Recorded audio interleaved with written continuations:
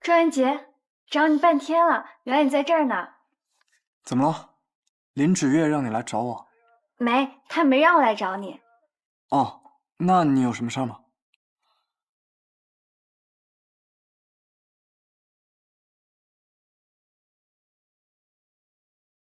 你之前不是参与睡莲被盗的案子吗？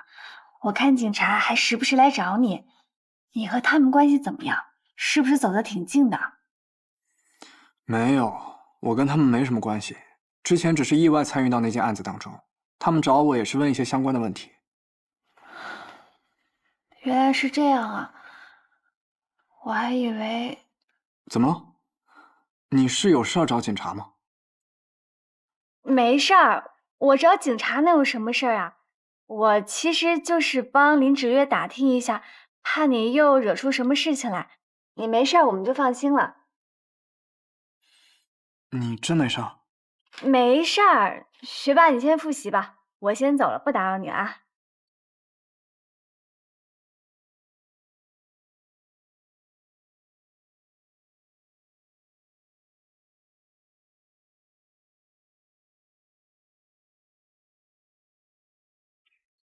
计划执行的怎么样了？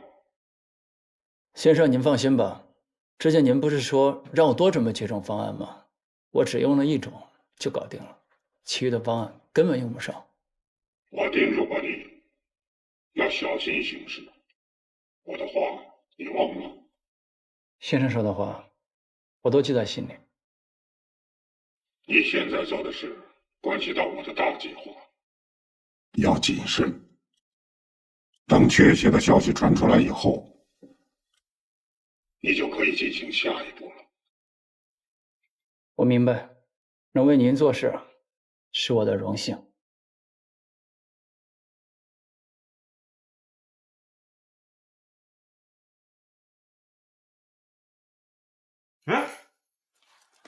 你怎么才回来呀？我给你打电话也不接。啊，手机静音了。你来干嘛呀？这么晚？学校不是晚上断网断电吗？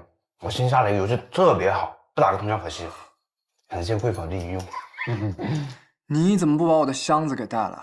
哎呀，把这事给忘了。喂，怎么了？文杰，你来一趟学校吧，我怎么都找不到小雪了。这么晚了，她还没回宿舍，太让人担心了。啊，你别着急啊，这离宿舍关门还有15分钟呢。我这能不着急吗？我给她打了好多电话，她都没接，我还给她发了微信和 QQ，她一个都没理我。你这样我倒是习惯了，她手机可是不离身的。我刚刚还问了一个同学，他说10点多的时候看到小雪一个人很着急的打着电话出去了，我不知道她干嘛去了，我担心她出事儿了。我看警察还时不时来找你，你和他们关系怎么样？是不是走得挺近的？我问你一下，他最近有什么不对劲儿的地方吗？我不知道啊，他前段时间高高兴兴的谈恋爱呢，这2天状态是有点不好。我还想问问他怎么了，现在人找不到了，我真的不知道该怎么办了。好，这样，你先在学校附近找一找，我们现在马上去学校。行，那你们快点啊！走，回学校，走走。你人都约好了，你这找哪儿？来，快！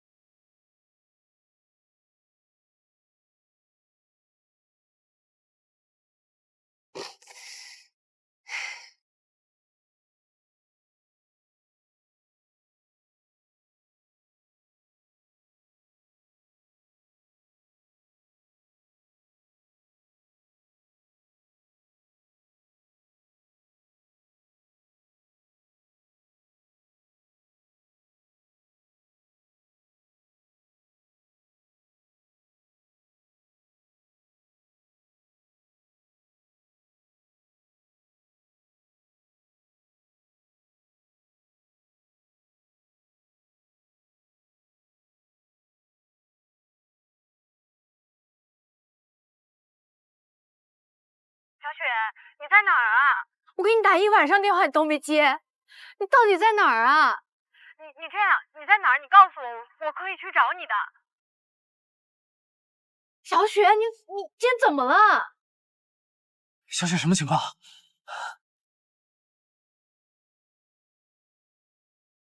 你别着急，我现在挺好的。你说话怎么这么不对劲啊？你是不是遇到什么问题了？你遇到问题可以告诉我，我们可以一起解决的。没什么，就算遇到什么麻烦，我自己肯定也能解决好的。而且，我已经想好了。你这话什么意思啊？小雪，你现在在哪儿啊？你这样说话太吓人了。你现在在哪儿？我现在就过去找你。徐月，我能遇到你这个朋友，我真的很开心。小雪，你是我最好的朋友，你要是遇到什么事情，我们可以一起商量，一起解决的。你千万不要想不开啊！小雪，再打回去。您好，您所拨打的电话已关机。小雪她肯定是遇到什么大麻烦了。文杰，我们现在必须马上找到她。你们先冷静一下，想想小雪会去哪儿。她10点多从学校出来，如果没有坐车的话，应该离这不远。你们刚才有没有听到她打电话？有一个钟声，而且感觉她说话的声音很嘈杂，风特别大。可是今天晚上没这么大风啊。糟了，他是不是在很高的地儿？很高的地儿，离咱们学校不远，有钟声。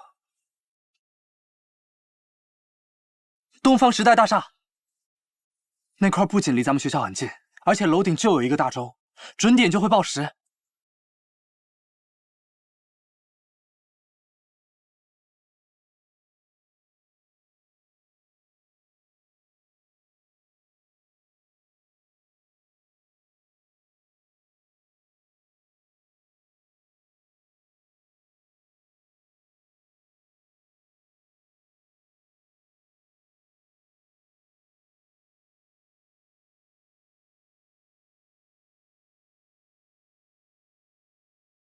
谢谢啊。哎，干什么你们？你好，我进去找个人。好，马上出来。快点儿。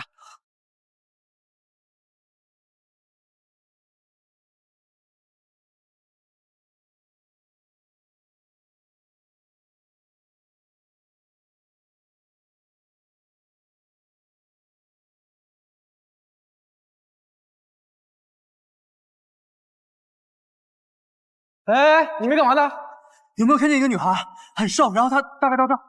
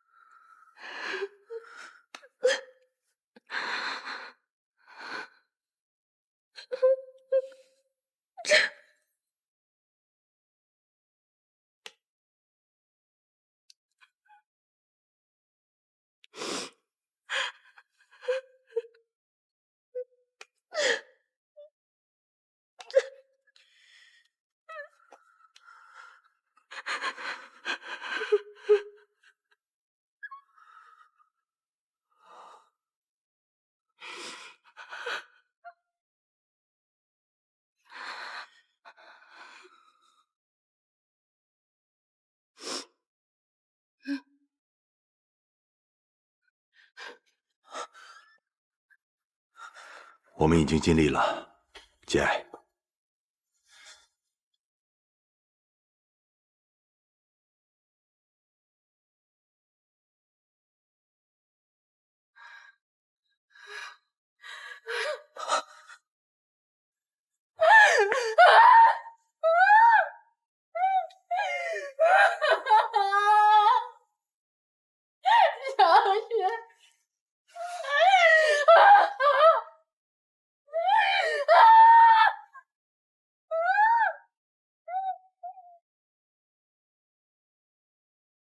新城电视台为您播报：昨夜东方时代大厦发生一起坠楼事故，坠楼者经当地医院抢救无效死亡，死者为女性，据悉是青城大学文学系一名大3学生。我们现在正在青城大学探寻花季少女惨死的真相。来，领导，能跟我们讲一下当时的情况吗？你们校领导对吗？死亡死者真的是青城大学的学生请问死者到底是自杀还是他杀？他的死和学校有没有关系呢？各位记者同志，呢？我们校方的原则是不想让事态继续恶化。这事件的本身啊，并不像外界谣传的那样。一旦调查有了结果啊，我会第一时间通知大家的。领导，领导，什么情况？领导，走。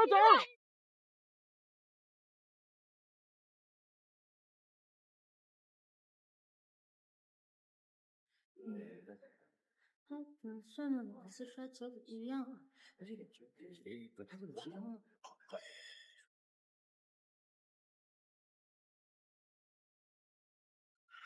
你好些了吗？文姐，我到现在都不相信小雪已经自杀了。她不像我这么矫情，那么脆弱。我不知道她这么坚强的人为什么会自杀呀？你昨天是不是说她有感情问题？是，但是她不可能因为感情的事情就自杀的，她一定是遇到更大的麻烦了。其实她昨天有来图书馆找过我，来问我跟之前那些办案的警察熟不熟悉。我当时是觉得她有点古怪，但是我也没多想，她也没多说就离开了。现在想起来，她应该是来寻求帮助的。如果我当时，我去，这不会吧？这真的假的呀？裸照 PS 的吧？这人不是？迪欧说什么呢？这他妈谁干的啊？说我老宋干的，你站起来！你冲我们干嘛？这又不是我们发的钱。你看那时间，昨天就有了。怎么了？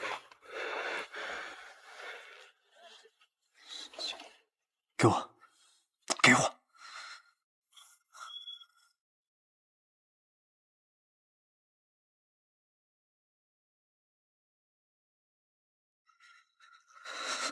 怎么回事啊？我也不知道啊。他们几个说昨天晚上就有了。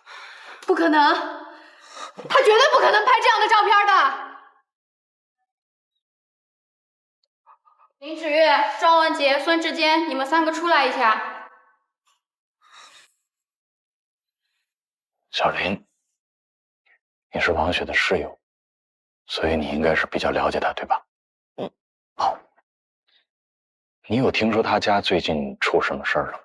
比方说家里人生了重病啊，需要钱啊这种。没有。他上周还给家里人打电话，说一切都好，还问中秋的时候要不要带点东西回去。啊，要买东西。那他最近这个开销大不大？有没有这个大手大脚花钱的时候？小雪她家庭条件不太好，家里还有一个在上学的妹妹，平时很节约的。王雪最近有没有接触过什么特别的人，身份比较特别，关系比较特别啊？有没有什么这个经济往来啊，或者纠纷？没有。罗队，你问这个干嘛？王雪这个事件如果定性是自杀的话，应该不用您管吧？这不是还没定性呢吗？而且我们在网上发现了一点别的东西。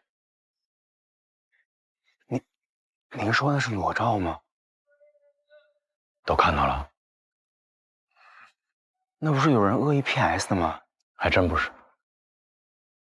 你们也看到了，然后你们又是他的同学、好朋友，就不瞒你们了。我们这个技术部门呢，已经鉴定过了，不是 PS 的。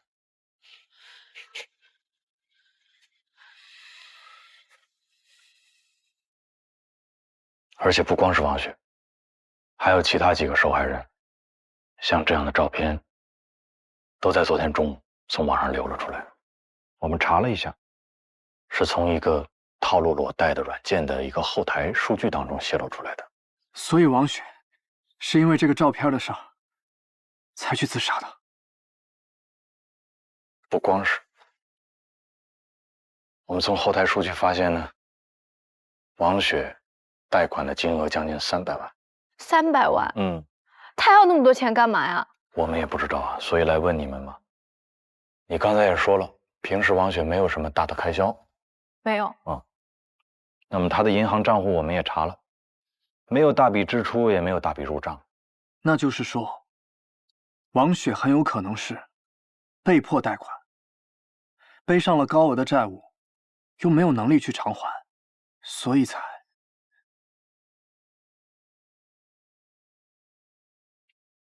从通话记录上来看，最后一个电话你打的，说什么呢？什么也没说。我们3个当时急着去找他，他就把电话挂了。之前说过什么？之前前2天他一直情绪不太好。为什么？可能是跟男朋友吵架了吧。我本来想找他聊聊来着，但是我没事。王雪有男朋友？啊？有。姓什么叫什么干嘛的哪儿的人？我不知道。见过吗？没有。照片？也没有。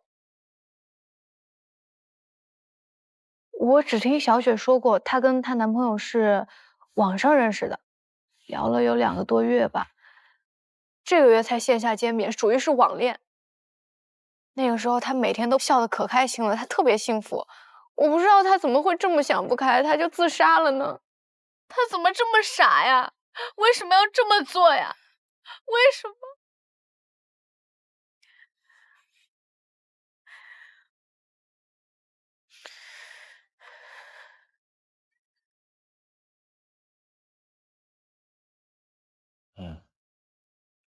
关于王雪，还有什么要补充的吗？没了。好，随时想起来什么都可以找我，他知道我电话。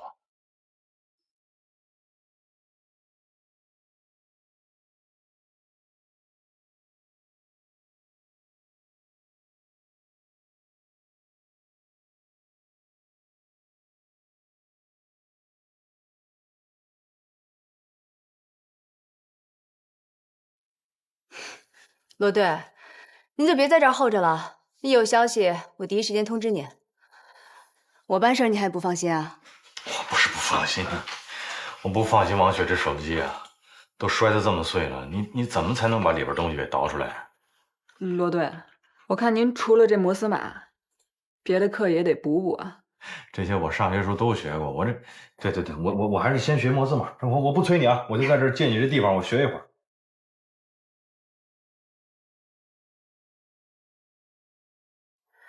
罗队，您看，通过破解他的手机，我们已经基本了解了王雪的一些信息。手机照片很多，只可惜没有找到她跟男朋友的合影。不过通过她的社交账号呢，我们找到了她跟男朋友的聊天记录。你看，我看看。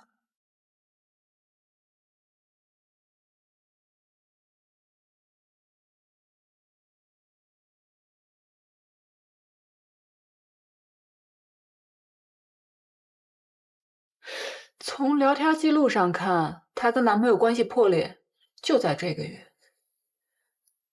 王雪的高额贷也是这个月才产生的。哎，我来捋一下时间线啊，你们看合不合理？这个所谓的男朋友，以分手为要挟，逼着王雪跟他发生性关系，故意拍下裸照，然后把高额贷款直接算到王雪头上，自己卷钱跑，你们觉得合理吧？按目前这证据，可以，有道理。小叶，你能不能追踪一下跟他聊天这个网络账号？这样，我登录王雪的账号，反向追踪一下。好。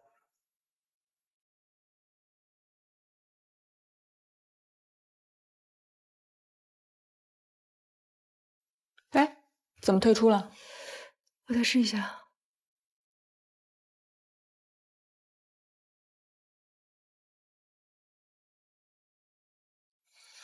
显示有人在异地登录他的账号，赶紧追踪 IP 地址啊！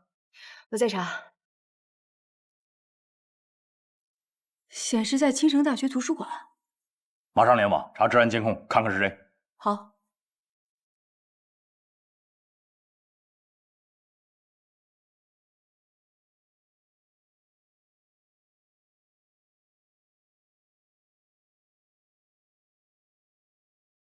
王雪聊天工具 PC 端的登录次数特别少，就只有几条和同学互换作业资料的记录。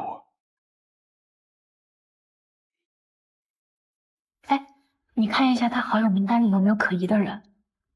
他跟你一样是学生会的，同学录里光咱们这届的同学就大几百号人，没有聊天记录真的很难筛。警方拿走了王雪的手机，他们有她的通话记录。还有聊天记录的线索。胖子，给我查一查王雪的网页浏览记录。网页记录啊，淘宝、知网，还有这个小说阅读网，这些都有什么用啊？我一直很好奇一件事情啊，你说这诈骗犯他是如何在短时间内迅速让王雪信任他的？胖子，你对技术最了解，你有没有听说过一种黑客，他是不利用高端的技术，而是从人性的弱点开始入手？你是说社会工程师？对，这个人就是利用社会工程学，去调查、搜集了王雪的社会关系、消费能力、日常习惯，还有兴趣爱好。伪造了相似的背景，去降低王雪的心理防线。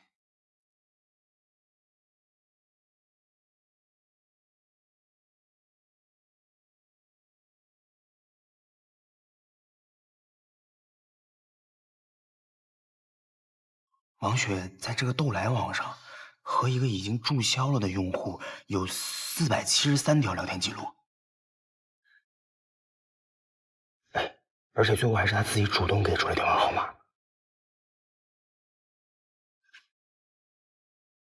他就是个骗子，就是个渣男啊！跟文杰说的一样，他提起的话题都跟小雪的爱好有关系。你们看，他一上来就提布鲁诺·舒尔茨小说里的话，这是小雪最爱的作家。这个用户的注册时间很短，注销时间也是在几天前。胖子，你能不能反向查一下他的 IP 地址，还有他的注册信息？悬，这些都得申请人网站后台数据了。那起码你把他注册的邮箱给我调出来。我试试。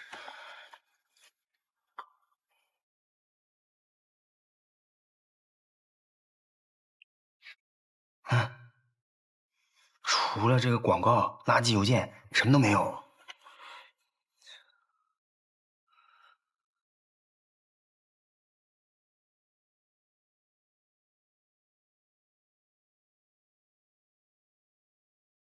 1号晚上12点，在逐浪游泳馆男更衣室，到时候会有人来找你拿。怎么了？没事儿，确实没什么有用的信息。我说啊，我们还是把电脑上交吧，调查的工作就交给警察去做吧。不行，昨天就在图书馆。王雪来找我问这些警方的事，如果我当时细心一点，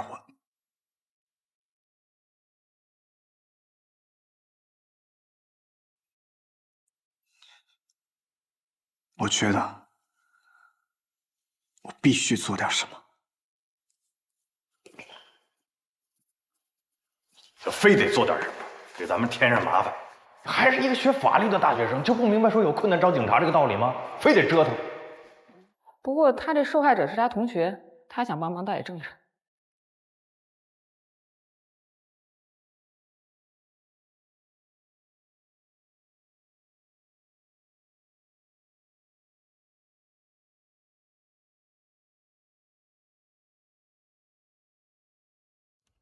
你们仨摊上事儿了。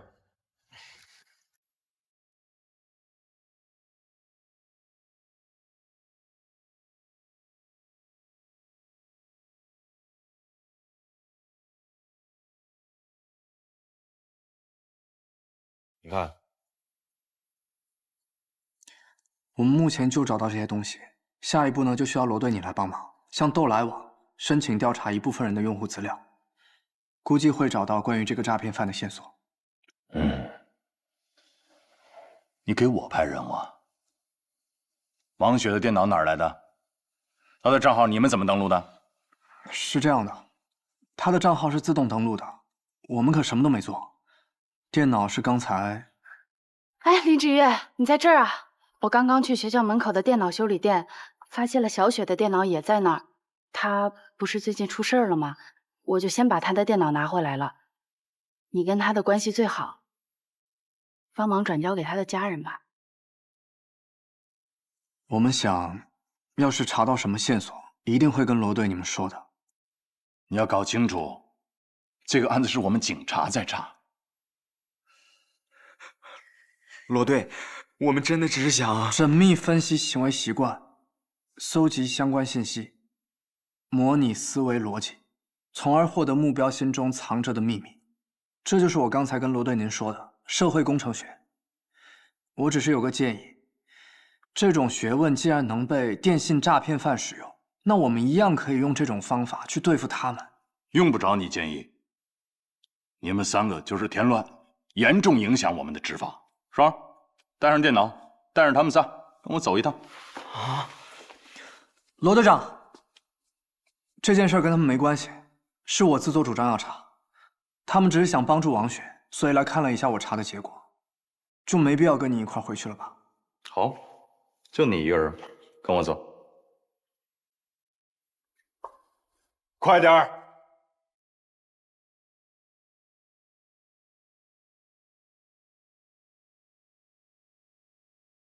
在王雪电脑里的聊天记录中，我们发现一些规律。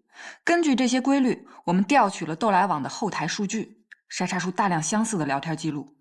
再通过这些聊天记录进行反向排查，我们发现受害者不止一个。与受害者交流的这些新注销的账号，虽然说用户名和注册邮箱都不一样，但你看，遣词造句、标点停顿，所有的这些书面上的语言习惯来看，应该就是同一个人。但是总觉得王雪这边不太一样。哪儿不一样？就觉得这个跟王雪的对话更带有恶意。恶意。情感操作的套路，就是对目标进行人格矮化。不光是王雪，其他的受害人都收到了人格矮化的这个信息。但是你分析王雪他们的对话，你就会觉得有明显的自杀诱导。如果是这样的话，就不仅仅是诈骗。不仅仅是诈骗。还有一点，咱们看一下整个的这个时间轴。王雪的这个裸贷照片是在昨天下午被发到网上的，但是真正在网上扩散发酵是在今天，今天上午。但是王雪本人的手机啊，她收到这个短信的信息的时间是在昨天下午，这个信息里面就涵盖了一条链接，是她裸贷的照片。可是这个信息是网上的信息群发器发的，我们又查不到根源。这个人他心理变态吧？不光要骗钱，还专门要害死人。现在不管他是不是变态，我就着急，我想抓紧时间破案。还有这么多受害者，我不想悲剧重演。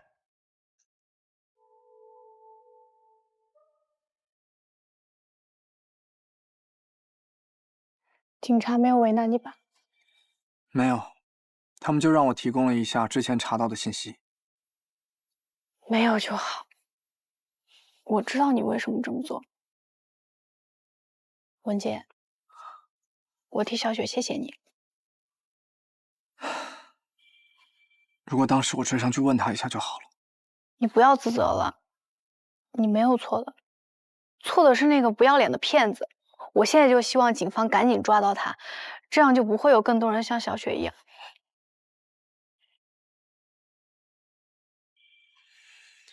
喂，罗队。我想找一下你那个同学小林芷月，你有他联系方式吗？哦，他就在我旁边呢。怎么了？这样，把电话给他，我跟他直接说。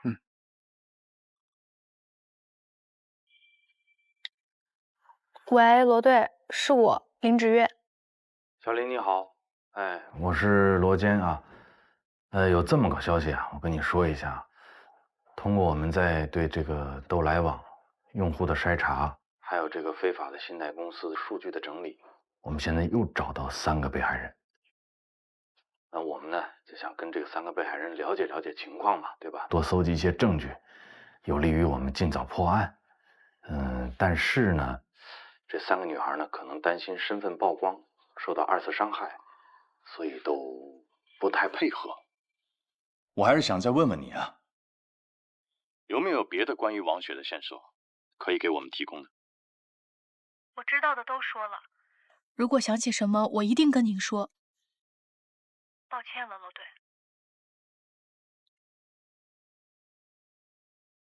文杰，可不可以这样啊？我去找他们谈谈。我来帮你想办法找到他们。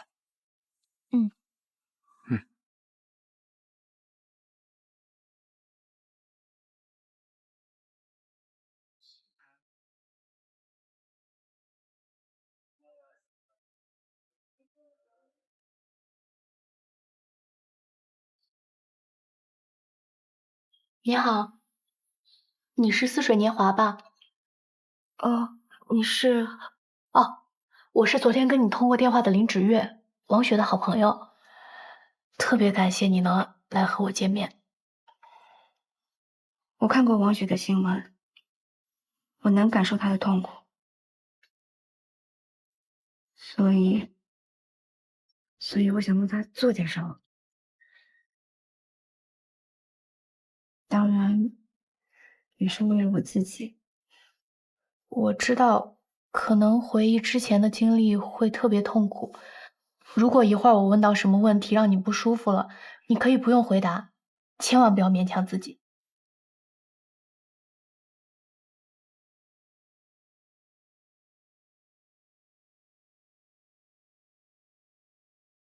谢谢。沉默的普鲁斯特，你对这个网名有印象吗？那他一般都在什么时间段跟你聊天啊？仔细想想，这个南珠花海找我的时间还挺有规律的，一般都是下午5点之后出现，到晚上10点就道晚安，说是第2天要早起工作。对了，早上9点之后基本发信息就不怎么回了。那除了线上聊天，你们2个有线下见过面吗？只有过1次，还是我缠了很久Vincent才答应跟我见面的。要不是因为见过他，我才不会像一个傻子一样那么相信他。那他本人长什么样啊？很高，很瘦，他戴个墨镜，看起来很高冷。他穿的都是奢侈品，但不是像那种暴发户啊，很有审美和衣品。他的头发往后梳，抹了很多发蜡在头上，脸上胡子拉碴的，头发也挺乱的，刘海有遮住眼睛，眼睛总是眯着，给人的感觉很忧郁。我觉得他在穿着上并不是特别讲究，洗褪色的工装，但好在干净。他的背一直都空着，话也少，但除了聊文学的时候，我能够感受到他特别兴奋。其他的时候，他应该不是一个自信的人吧？说实话，他给人的感觉挺单纯的，完全不像个骗子。哦，他的手特别好看，拿着小银匙在搅咖啡，手势很优雅。你知道吗？就是那种说不上来的气质。这种气质给我的印象比他的颜值更加深刻。不是说3代才出一个贵族吗？当时我就觉得他那种谈吐仪态，家里怎么都得是3代以上的书香门第啊。除了这些，他还有没有让你印象特别深刻的地方？哦，对了，他身上有股特别好闻的味道。什么味道啊？不像是香水，倒是有一点松木香，有一点焦味，闻起来有一股淡淡的爆米花的味道，但是有一点点甜，但不是很重。特别像焦糖的味道。对，是焦糖。那你们当时见面的地方在哪儿？我都说多少遍了，这是监控，不是谁想看就能看。行。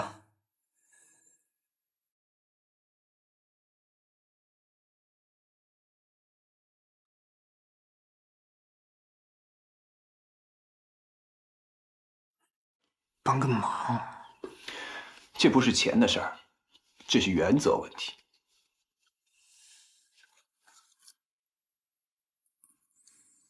就这么多了。我说，你这不是为难我？罗队，挺有钱啊你！添麻烦了，给我们看看上个月7号监控呗。我说，你们谁呀你们？这是监控，不是谁想看就能看。真是不好意思啊，添麻烦。当然，我也可以破例。行，您稍等。小林同学已经把你们查的情况都跟我说了。我们是刚从罗山的这个西餐厅过来，人家那家店长就说了，说有个小伙子死乞白咧要看监控，也给了人200块钱，还真看成了，是你吧？不是，我就想看一眼。哪那么大好奇心啊？有钱没处花了是吧？给你要回来了啊！谢谢罗队。行了，警官同志，谢谢。哎，没你事了，别影响我们办案，走吧。走。200块钱什么时候还？不是不还你了。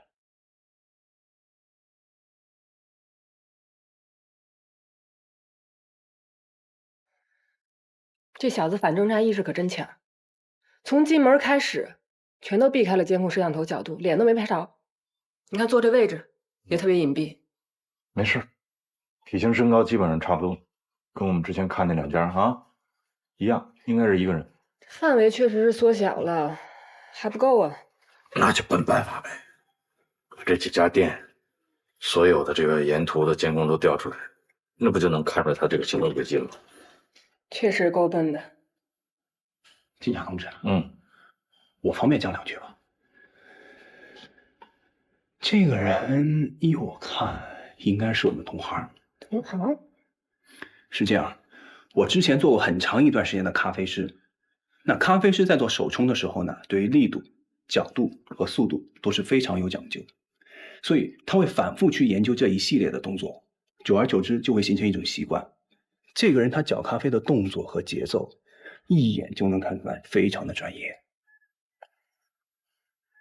模范群众啊！感谢感谢感谢感谢！要不交给一下生意，给我来杯咖啡。行，2杯。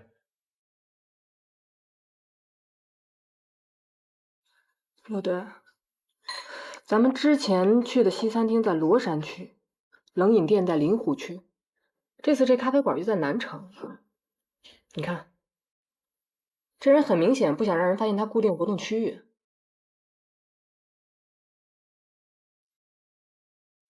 3个区都去过了，你看他唯独没有去平原区，什么意思呢？是不是他住在平原，或者是工作在平原？兔子不想吃窝边草。这3次约会，1次周末，2次工作日。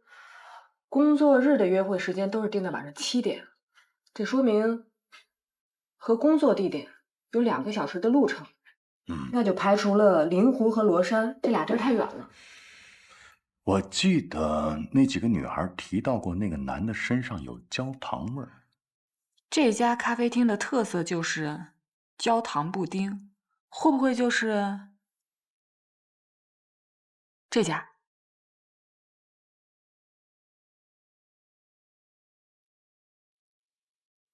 你们俩真不喝酒？酒精过敏。哦，那你们来这儿干嘛来了？我们上次来这儿是个咖啡馆啊，怎么现在改卖酒的了呢？进门的时候没仔细看吧？门上写着呢，5点以后该酒吧营业。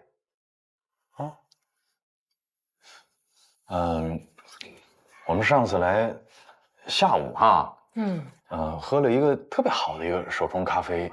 哎，你们这咖啡师有几个人啊？就1个呀。哦，认识他吗？算不上认识吧，就是交接班的时候能打个照面。叫什么你知道吗？李安福啊。你怎么又找这儿来了？你这样真的干扰我们的工作。王雪的案子你放心吧，交给我们，我们一定给你一个交代。好吧，那就拜托罗队了。回去吧，走。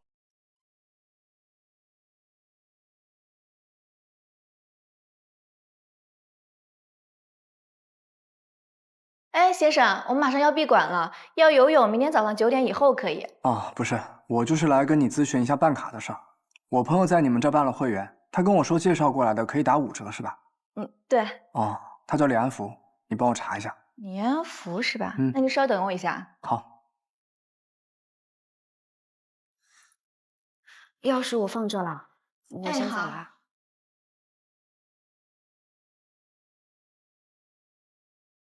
明天见。拜拜。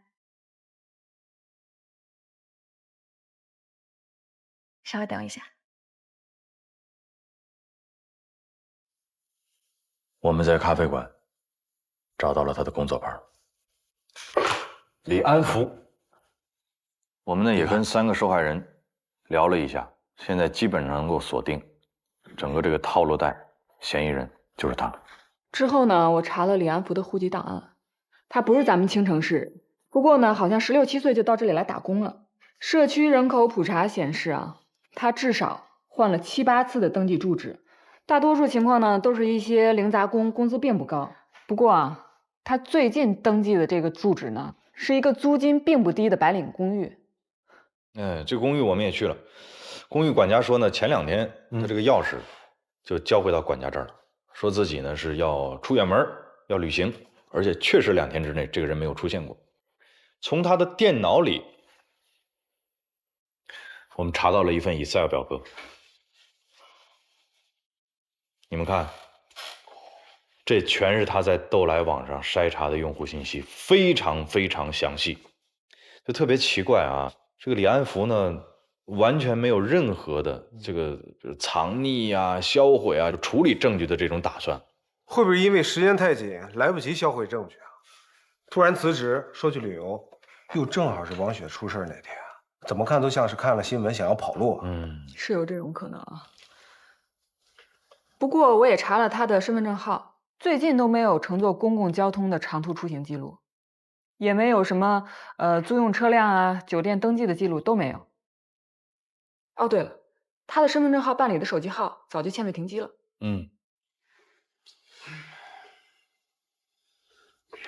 我知道大家都累了一天，挺辛苦的啊。咱们再坚持坚持，再接再厉啊！这样，你去跟咱们兄弟单位打个招呼，帮我们把整个全市的什么洗浴中心呐、网吧呀、按摩店、足疗店啊都拆一遍啊，看看有没有叫李安福的客人登记入住。好，你查出租车公司，你查所有网约车公司，看看这2天有没有李安福这个客人坐车出城的这种情况发生。好吧，好，来，走。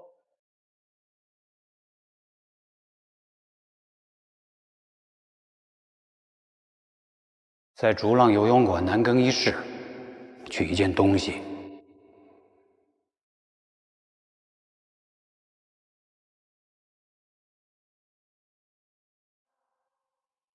钥匙我放这了，我先走了。下班了，我们喝咖啡去啊。我的邮件是放在这里的。哎，小王。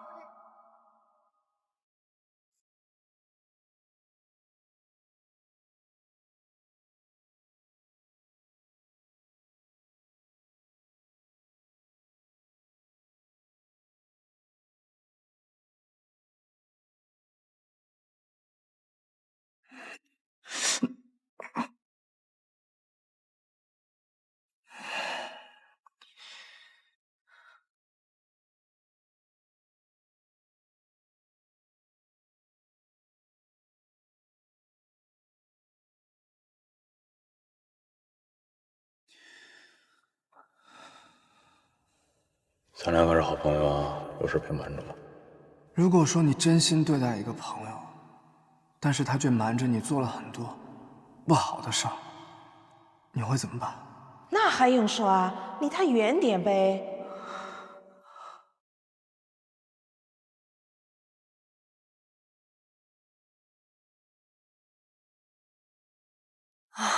我算是体会到了什么叫大海捞针。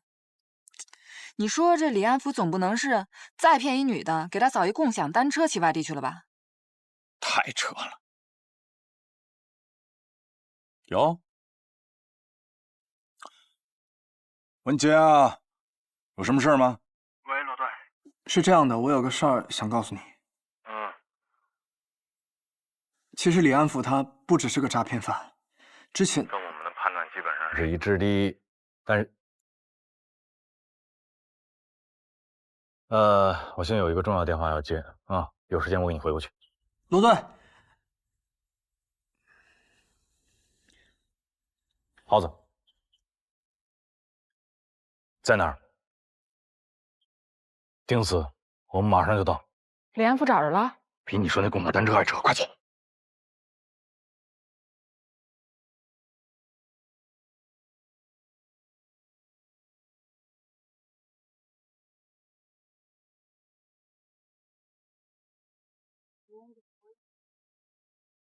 怎么样？陆队，刘队给你带吃的。哎呀，饿死了！我找机会跟大志换一件，他也没吃呢。他人哪儿呢？在酒店大堂守着呢。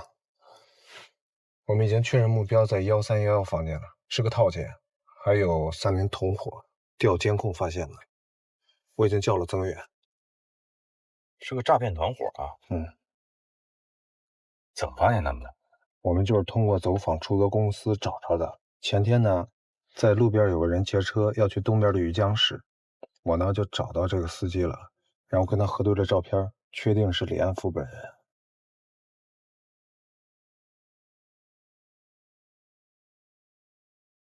哎，你好，我们前面就到余江了，请问具体地址在哪儿啊？还是下高速有人接你啊？你先开着，我打个电话。哎。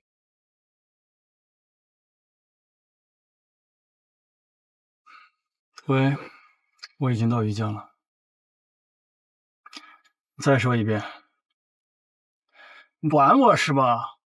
换地方也不提前说一声。这最后一次，别忘了是你求我办事儿。我们去哪里啊？掉头回去。啊？回青城市。后来司机就把他拉到了这家酒店。我了解完情况之后，带着大志就过来了。本来还怕打草惊蛇，想着编个理由跟前台从侧面打听一下，结果还没到酒店，就在旁边小吃街碰上他了，吃冷锅串呢。出了人命了还这么嘚瑟，心真大。要没有庄文杰给咱们提供思路，就靠咱们在这儿解码代理服务器，想确定他的物理位置难着呢。没错。刚季真那边也给我发信息了，李安福他公寓的 IP 地址直接登录过其中一个诈骗账号，估计啊他是想把自己的真实 IP 隐藏在这么上千个代理伪装的 IP 地址里边，让咱忽略过去，想跟咱玩灯下黑。浩哥，我们到了，原地待命。哦，对，人都到了。咱们动。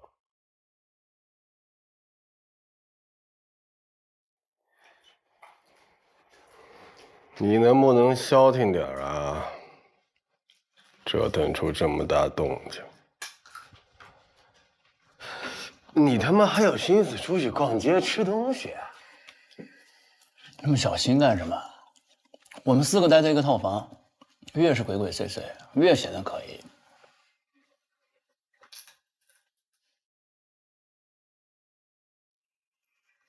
我现在看见你怎么就这么恶心呢？这马上要办大事，你出去骗钱去了，还弄出人命了。我怀疑他是诚心的吧？啊，他诚心想把雷子弄过来，是不是弄死咱们啊？出了事你看着，红姐要不要你命？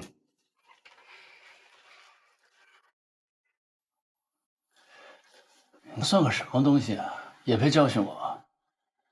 是你们红姐说等着看我的本事，我才拿几个小姑娘试试手。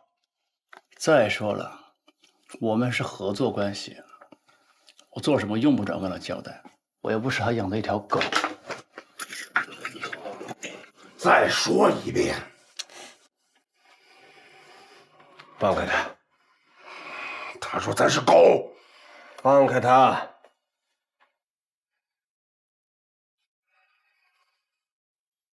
连福，确实是我们把你请来的。但是你要是不小心自己把尾巴露出来，让别人逮住了，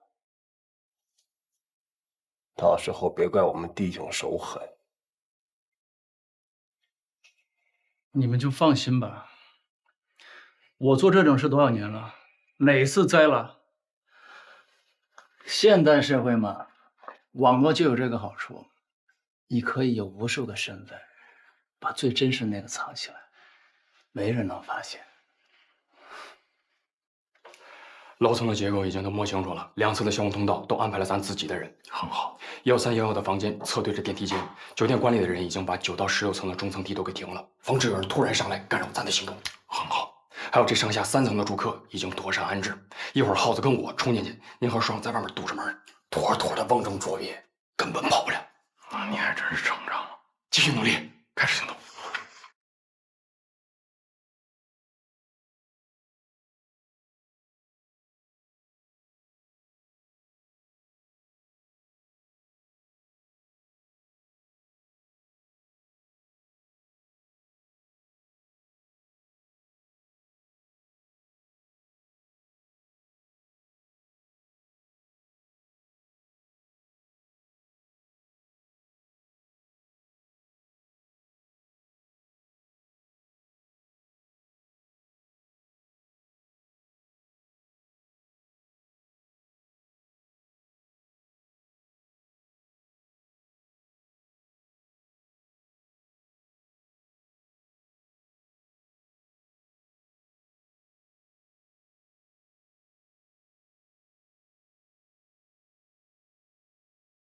电梯上去。电梯不是狗吃了吗？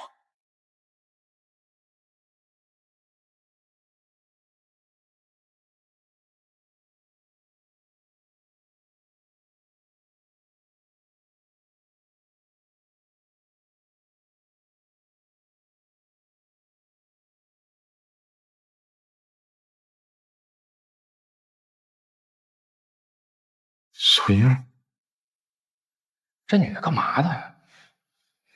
省公安厅的苏英你不知道？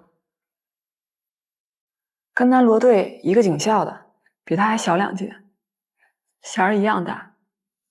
我们女经理的这个，不是他这个他也不能说让咱停咱就停啊。我们布控布了这么长时间，我们盯这个人盯了这么长时间，现在你让我们说撤就撤，咱俩谁搅和谁呀？你知道我们盯这帮人盯了多长时间了吗？你的贸然行动差点暴露了我们。我们这是我们的辖区。我是代表省厅在办案。我们就事论事，我们今天要抓的这个李安福，他涉及的是命案，命案就是大案，就是要案，命案必破，对吧？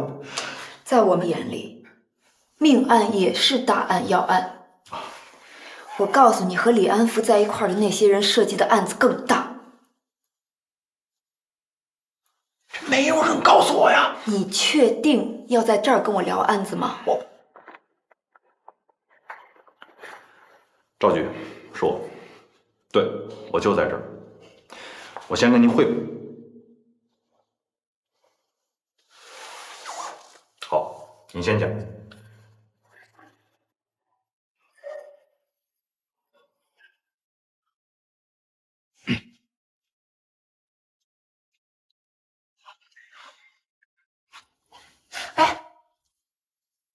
啊？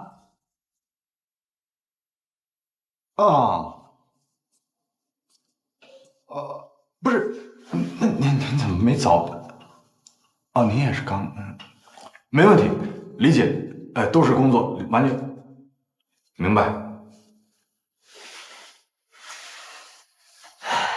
罗队长，哎，还有什么需要我解释的吗？苏队长这儿有什么需要我们配合的吗？请您带上您的人离开我的布控现场。马上。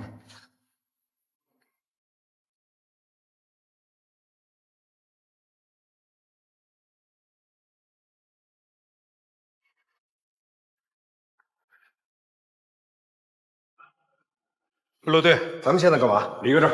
离开这儿，咱去哪儿啊？青城大学。那咱去青城大学干嘛呀？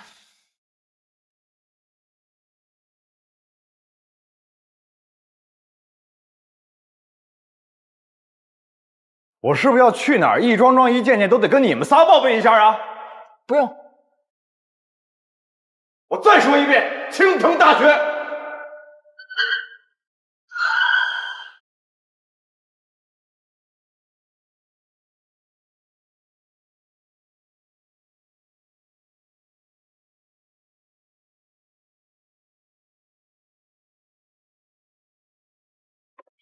走啊！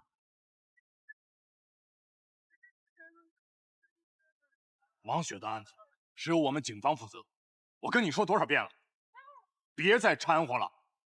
我这次来就是告诉你，你不要管，也不要碰，别给我们警方添麻烦，明白吗？只要是不违法的事情，不管我做什么，跟你都没关系吧？对，没关系。你怎么好赖话都听不懂呢？你是不是家传天然就对我们警察不信任？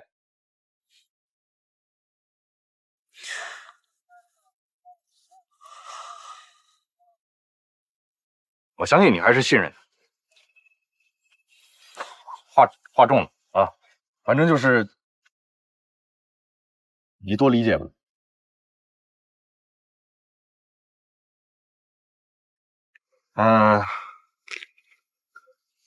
您给我打电话有什么事儿？你跟我说说。现在没这个必要了。再说你也未必信任我。你呀，文杰，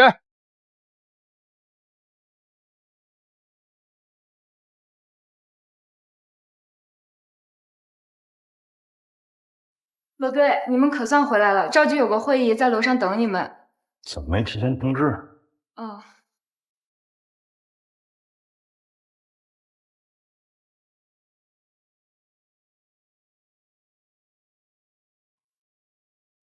这个就是被盗渔夫王飞林的那棺棺椁。哎，报告，你怎么刚回来呀？这都等你半天了。没通知我们开会，我们完事就往回赶了。罗队长不是早收队了吗？怎么比我还晚了一步？堵车呀。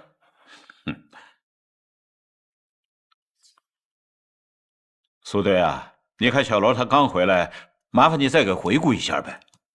没问题。刚才说到一半啊，那我就言简意赅，给罗队长和各位同事再说一下啊。我们省公安厅刑警总队近1年来综合调查本省数起文物和艺术品失窃案，都与一个文物跨国走私集团有关。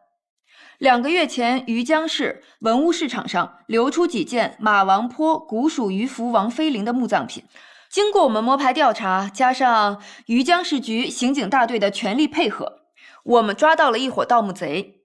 这帮人受重金雇佣，偷走了王妃陵的棺椁和其他墓葬品，而他们的雇主就是这个文物走私集团。那个，我对不起，我打断一下啊，就是想问一下苏队，您说了这么多，这都是走私集团的案件，但是现在我们现在负责的是诈骗这个2个案件。别着急啊，哎，大家看一下屏幕上左边这3个人是走私集团的成员，马有芳、张猛和于田，绰号分别是马杆、厨子和糖果。他们受一个叫红姐的人指挥。很遗憾的是，我们暂时没能掌握红姐的真实身份。这3个人最近从于江到了青城市，就住在我们刚才碰面的嘉丽宾馆。那不就是李安福跟这事儿也有关系？没错，他们在宾馆里和李安福见了面，我们怀疑李安福会参与他们的后续计划。什么后续计划？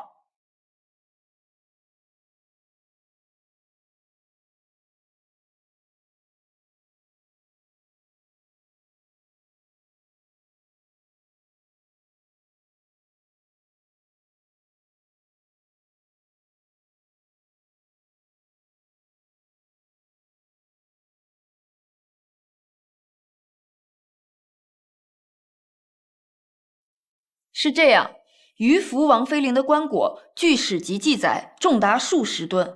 该集团想要出手，肯定不是一件容易的事情。我们想知道他们把珍贵文物藏在了哪里，同时也想顺藤摸瓜，找到3个人背后的红姐。这是一起大案，所以刚才真是不得已，才叫停了你们的抓捕行动。罗坚啊，苏队他们下面的工作需要咱们的大力配合。是，肯定配合。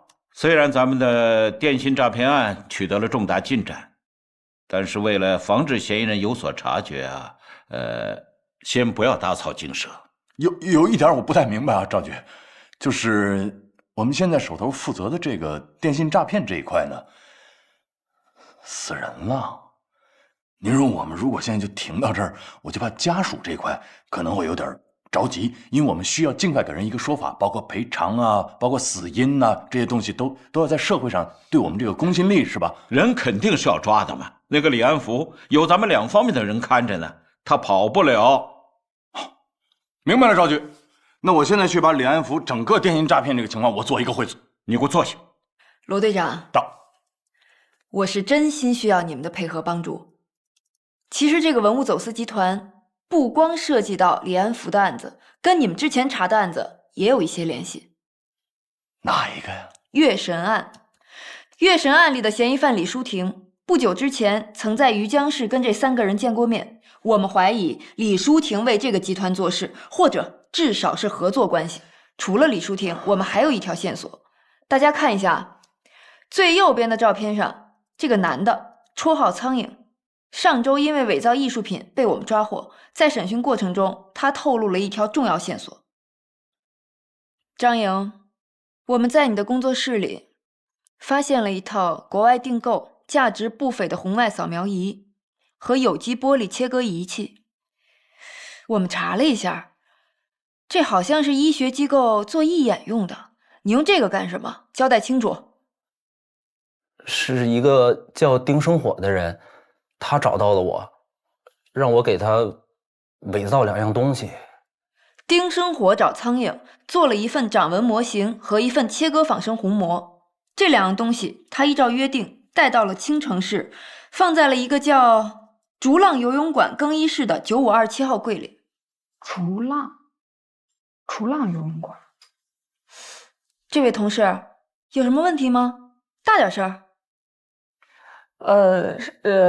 昨天呢，我按照罗队的要求去梳理李淑婷摩托车的行动轨迹，在案发的前一个晚上，华苑路的一处摄像头拍到过这辆摩托车。华苑路有一个游泳馆，就叫逐浪。这就对了啊！苍蝇为丁生火做了掌纹和虹膜，极有可能是想要交给李淑婷的。我看过卷宗，押运月神之类的密码盒应该是用掌纹打开，那掌纹模型应该是他们的重要作案工具。如果真是这样，我就有2点疑惑了。如果李淑婷有打开盒子的掌纹，她为什么不在清安未达或者是押运途中就动手，非得等到项链交付后才调包？显而易见，后者危险更大，对吧？关于这个哦，还有一个，2个案子卷宗里没有任何跟虹膜有关的信息，那他们要这个虹膜到底是干嘛用的？关于这2点疑惑，我需要马上提审丁生火。罗队，配合，一定配合。我多句嘴啊，这个丁仁火呢，我们跟他过招，审了几次，反正比较艰难啊。赵局知道，就是审不出来什么东西。感谢提醒啊。除此之外呢，我还有一个小小的请求。哎，你说。睡莲案和月神案的卷宗里提到了一个叫庄文杰。对，一个叫庄文杰的大学生起到了不小的作用，是吧？罗队能不能引荐我认识一下？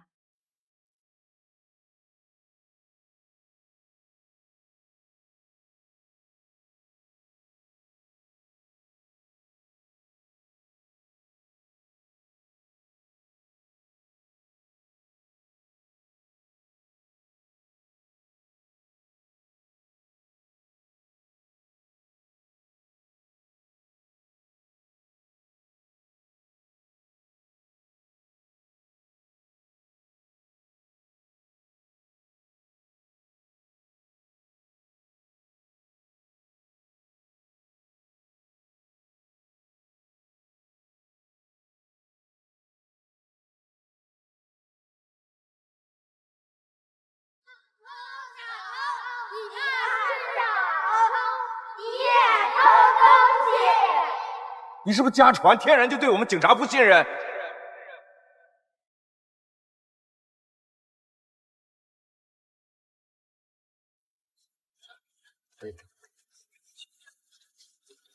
可以，这个是没有问题的。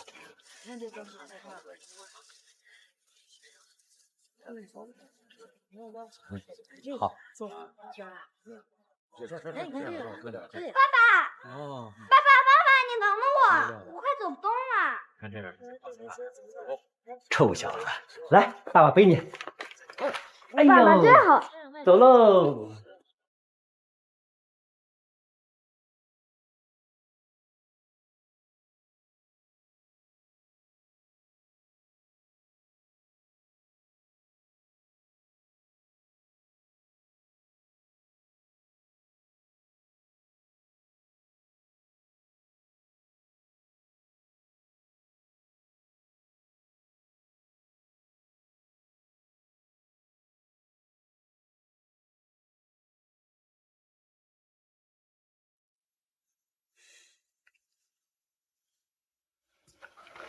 这个东西啊，是我爷爷留给我的。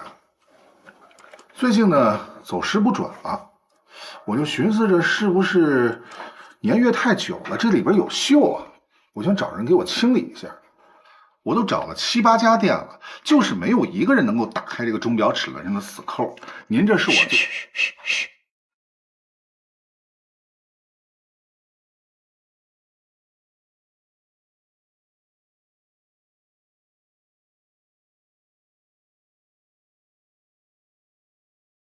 这弦呀，不能上得太紧，太紧了容易坏。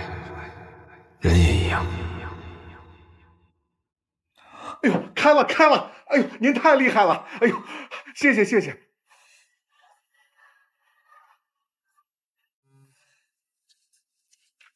喂。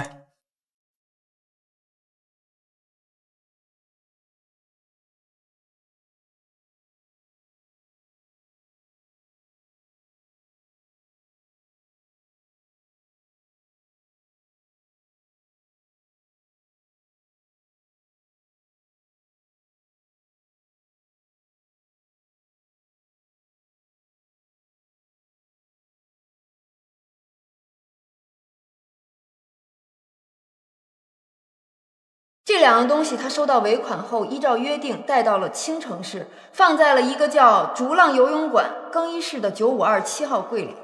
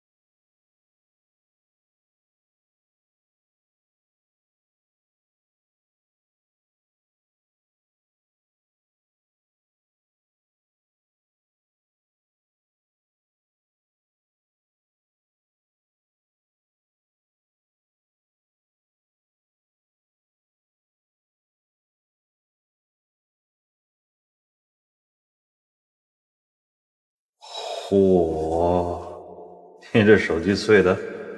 啊，刚才洗澡的时候不小心掉地上了。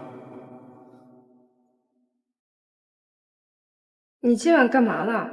是做运动了吗？没有啊。那你这个心跳和血压怎么都那么高？1号晚上12，去更衣室取。12点，这都过了。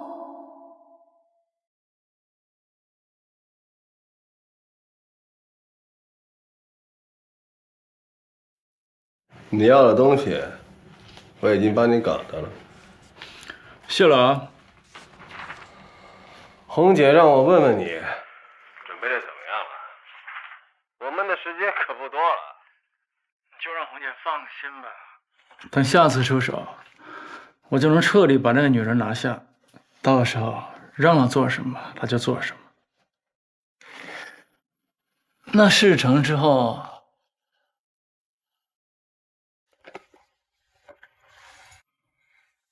做好你该做的，其他的不用你操心。我倒是懒得操心你们的事儿。不过红姐现在连红魔都没有拿到，一切都在红姐的计划中，拿到红魔只是早晚的事儿。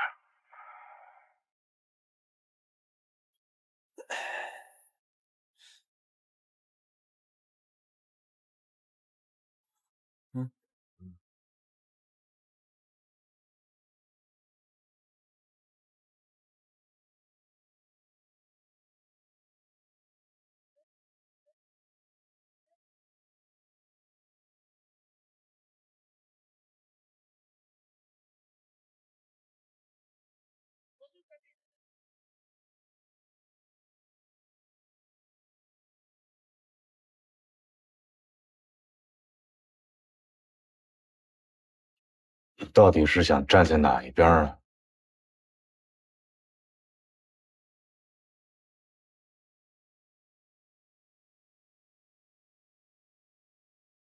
我过去跟你说过，想要摆脱黑暗，最好的办法就是努力让自己站在有光的一边。也就是最近有点糊涂啊，所以我想问问你，说你庄文杰到底想让自己站在哪一边？罗队，我有点不明白，您今天找我来说这个是什么意思啊？就是想来问问你，说你住院期间都去哪儿了？有没有拿过什么东西？这个东西给谁了？或者你藏哪儿了？有没有？这个东西不简单啊，而且这个东西对于你还有你周围的人，可能都是一颗定时炸弹。什么东西啊？住院的时候我可是哪儿都没去过。油盐不进，揣着明白装糊涂。行，罗队，我觉得您要是有时间来我这儿问这些有的没的，您不如多花点时间在李安福身上。王雪的案子到现在都没破呢。因为李安福这个案子很复杂，他对王雪的目的性没有那么单纯，所以他不是一个简简单单的电信诈骗，听明白了吗？这当然不是电信诈骗，他把人都害死了。我知道。不是你以为你是谁啊？我有必要把一步一步查案的进展我都要跟你汇报吗？我是不是得一步一步的在调查呀？那就麻烦您赶紧去调查，不要再浪费时间在我身上了。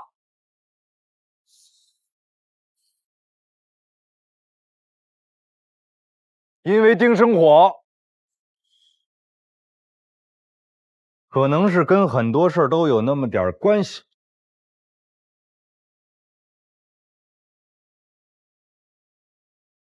你呢？现在倒成了一个被抓起来的人，让你干什么你干什么啊！甭管他给你什么承诺，你自己不能上当。你爸爸已经走了那么多年了，他们的案子早就结了，你呢？你还年轻，你不为自己未来考虑考虑？我自己的未来用不着你来操心。罗队，你知道吗？你说的特别对，我就是不信任你们。丁生火跟我爸是仇人，他之前还想害死我呀。你觉得我有可能受他摆布吗？那你上游泳馆干嘛去了呢？我已经在游泳馆的地上发现你手机碎屏的玻璃碴了。你跟丁生火，你们俩打哑谜，他给你交代了什么，你心里最清楚。你拿没拿掌纹？拿没拿虹膜？什么掌纹？什么虹膜啊？哦，我明白了。罗顿，你要是真的把我当一个嫌疑人来对待，你就把你的搜查令拿来，我家就在这儿，你随时想搜查就搜查。还有，你怎么就知道那玻璃碴是从我手机屏幕上掉下来的？你不觉得你这个逻辑有点太不严谨了吗？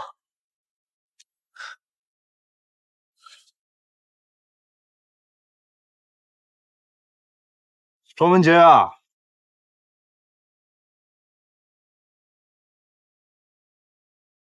我会一直盯着你。如果你一门心思往黑处撞，我饶不了你。但是如果你选择光，我会陪着你。感谢您的提醒，但是我已经成年了，我自己的事情我自己知道。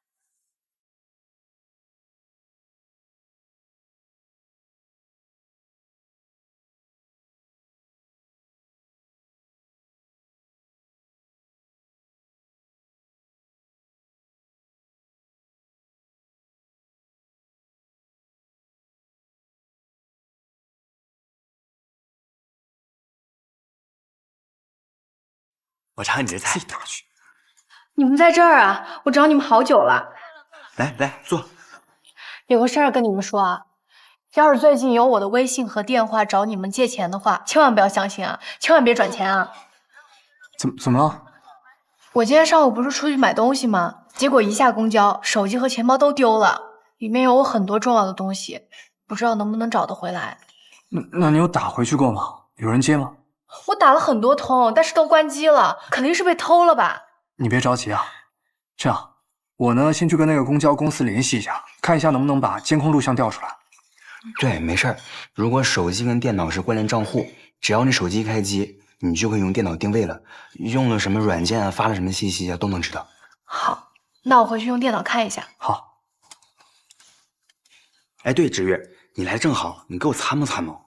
我明天有一个非常重要的约会，所以我非常有必要改变一下我的形象跟气质。你要约会？你不会又被人骗了吧？别生气。不是网上的约会，现实的约会。萝莉音啊？不是，谁说宅男都得喜欢萝莉音、卡哇伊啊？我今天上午遇到那个姑娘。不一样，老板，你这几个配件也太次了，给我拿几个好的呗。兄弟啊，你预算多少？3000。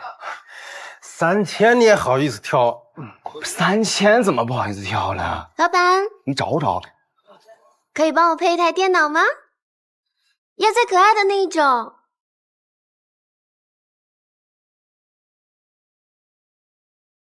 颜色要梦幻的，一定要和我很配哟。有，配电脑吗？我可以帮你。那然后呢？就是老天保佑吧，他要的那张显卡吧，那家店没有卖的，然后他就把他电话号留给我了。我明天就再陪他去趟电脑城。哦，你这算哪门子的约会啊？你这顶多啊，就是被别人当做一个配电脑的工具人。不是你懂啥呀？我这叫做科技宅的浪漫。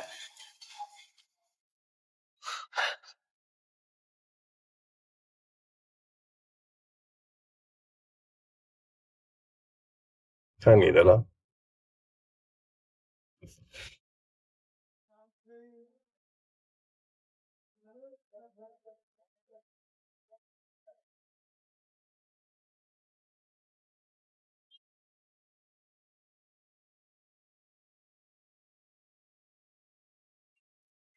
梁小姐，这件作品请您看一下。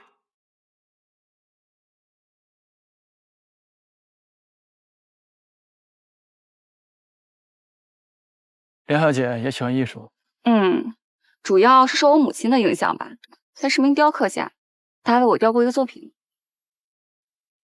那你还记得是一个什么样的作品吗？只记得一个大概的轮廓，好像是一个母亲抱着一个小女孩，具体的我也记不太清了。后来我父母离婚，我母亲就去了国外，那个作品也就被我继母卖掉了。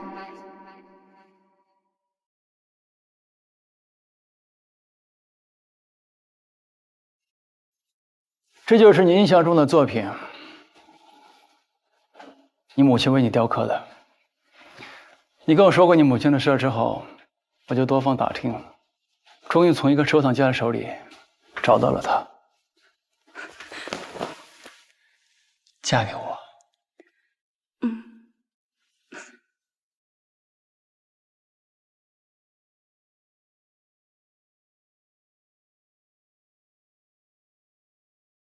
今天下午3点20分的时候，李安福进入了青城市海港路的一家艺术展厅。他在里面待了2个小时之后，就离开了这座艺术展厅。真好啊！哎，你们看了这李安福进进出出的，而且时间也都对。对。那他进去干嘛了？哦，他跟一个叫梁洛欢的女人约会。梁洛欢的父亲是知名的古董收藏家。我们在监视红姐时发现，他们这段时间都在帮李安福制造了各种机会接近他。通过摸清梁洛欢的喜好，马有芳给李安福伪造了一个新的身份，以便于他更顺利地接近梁洛欢。在还没有认识李安福之前，唐国等人就想方设法地制造各种机会，增加梁洛欢对李安福的好感。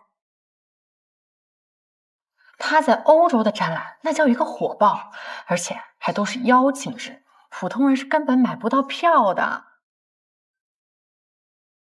而且这伙人通过对梁洛欢的闺蜜下手，成功的让李安福以完美形象出现在了梁洛欢面前。小姐，这是您丢的行李箱吗？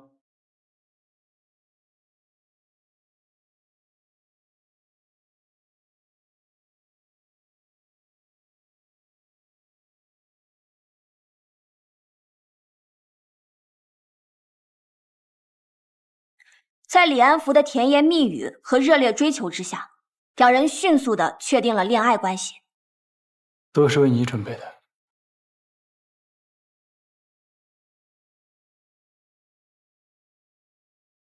这个李安福为了进一步的控制梁洛欢，利用她和前男友的亲密照片，故意制造矛盾。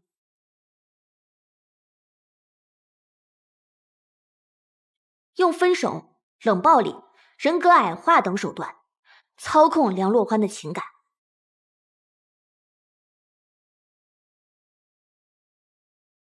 以至于梁洛欢以自杀相威胁，祈求和好。最终，李安福成功的在精神上完全控制了梁洛欢。以上这些是我们前期了解到的全部情况。我们怀疑红姐可能要通过梁洛欢做古董收藏的父亲进行销赃。那你知不知道，李安福同时还骗了其他的女孩子戴裸带？你怎么确定这个梁洛欢跟红姐的行动有关？对呀，这方面还需要我们进一步的核实。在没有确定他们的真实目的之前，难道不应该重视所有的线索吗？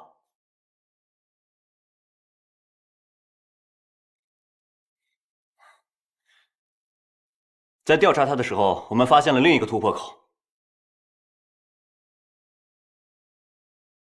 这跟他有什么关系？今天上午，走私团伙的成员于田与孙志坚接触了。走私团伙的张某今天上午跟踪了庄文杰的大学女友林芷月，尾随他上了辆车，之后林芷月的手机和钱包就全部都丢失了。这能说明什么？这只能说明他们关注到了庄文杰。哦，还有李淑婷，李淑婷可是他们的人啊。没错，而且庄文杰协助警方破获了李淑婷的月神案，万一是他们找他报复呢？以庄文杰为中心，走私团伙的成员同时和他身边的人进行接触。不对，不要告诉我，这仅仅只是巧合。有没有可能是他们想从庄文杰身上得到什么东西啊？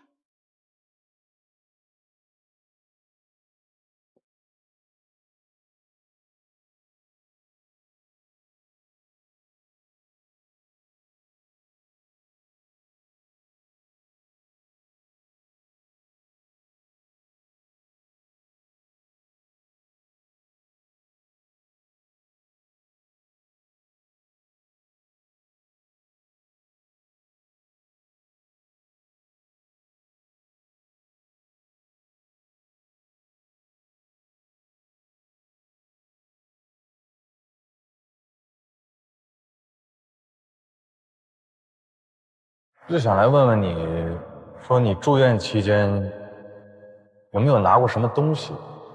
这个东西不简单啊，好几拨人盯着他呢，而且这个东西对于你还有你周围的人，可能都是一颗定时炸弹。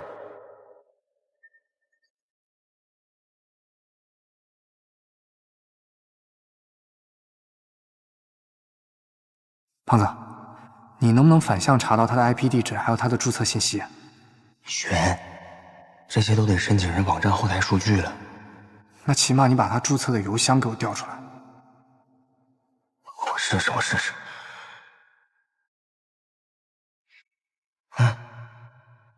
除了这个广告、垃圾邮件，什么都没有。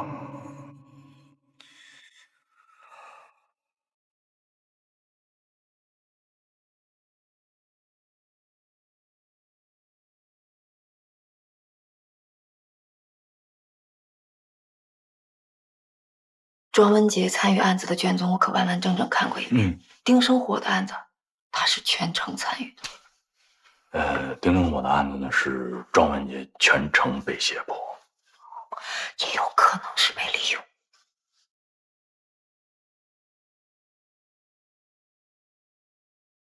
丁生火对庄文杰可是下死手了，你知道为什么吗？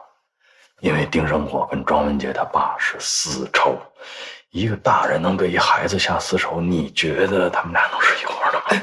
啊，话可不要说的这么绝对，万一他是想弃车保帅，让庄文杰成为我们信任的人呢？